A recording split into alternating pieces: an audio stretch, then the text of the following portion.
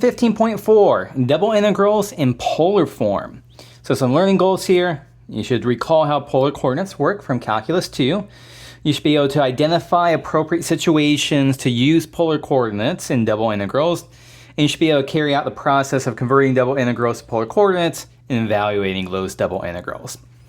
So before we do anything else, let's just spend a little bit of time reviewing polar coordinates. So the idea is that usually, some point right here, usually we think of it in terms of x and y, and we represent it with an ordered pair, x comma y. But in polar coordinates, we have a different approach of how to identify this point. We choose two different kinds of, there's two different numbers we use to describe this. One is r. R is the distance that you are away from the origin here. So this distance from here to here is r. And the other one is theta. Theta is an angle that this line segment forms with a positive x-axis here.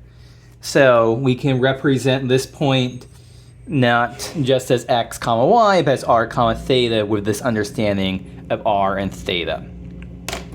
We should be able to convert back and forth between x, y, and r theta. So you should know that x is equal to r cosine theta, and y is equal to r sine theta. You should also know that x squared plus y squared is equal to r squared.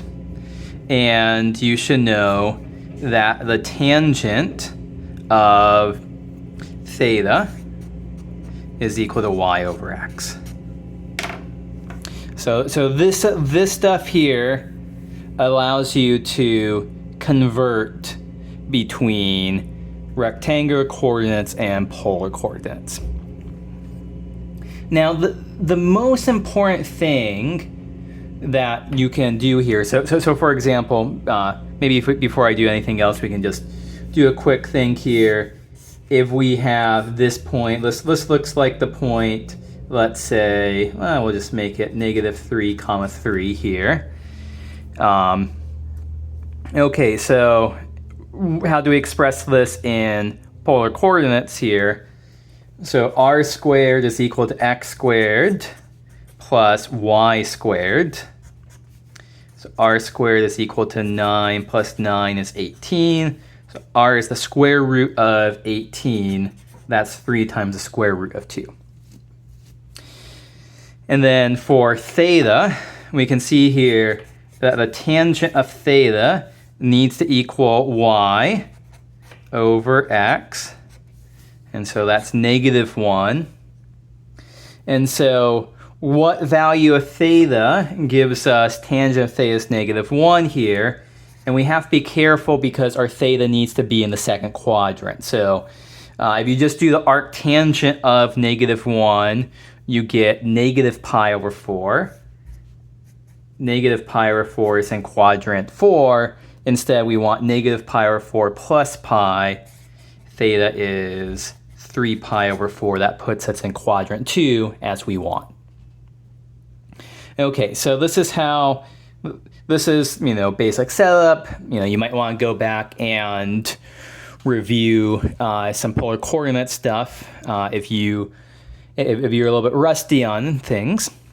But for our purposes here in multivariable calculus, the most important thing that we care about is, can you describe regions in polar coordinates? Can you describe regions in polar coordinates? And the way that I teach Calculus 2 is that I tend to heavily emphasize that the important thing is, can you there's lots of polar coordinates problems, but one of the things I make sure we cover is describing regions in polar coordinates. So next video, we'll do some describing regions in polar coordinates.